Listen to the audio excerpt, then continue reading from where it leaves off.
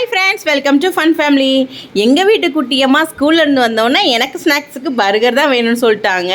சரி, பொண்ணுக்காக செஞ்சுருவோன்னு சொல்லிட்டு மைதா மாவு, கொஞ்சமாக ஈஸ்ட்டு, கொஞ்சமாக சீனி சேர்த்து நம்ம நல்லா மாவை பிணைஞ்சு எடுத்துக்கலாங்க.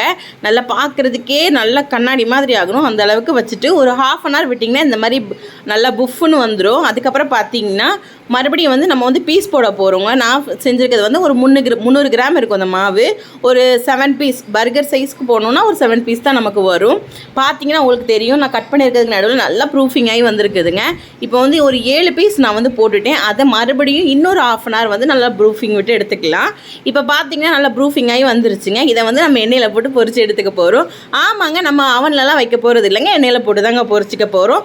பார்த்தீங்கன்னா செம்ம சூப்பராக கிறிஸ்பியான பன் வந்துருச்சுங்க. வெளியே கிறிஸ்பியாக உள்ள சாஃப்டாக, பார்க்குறதுக்கும் சாப்பிட்றதுக்கும் அவ்வளோ டேஸ்ட்டாக இருக்கும்.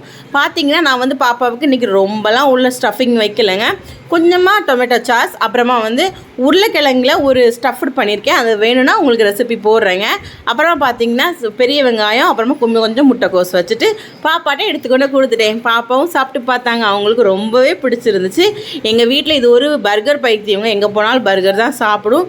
ஸோ அவளுக்காகவே செஞ்சு கொடுத்துட்டேன். நீங்களும் கண்டிப்பாக வீட்டில் ட்ரை பண்ணி பாருங்கள். ரெசிபி வேணுன்னா கீழே கமெண்ட் பண்ணுங்கள். பாய்.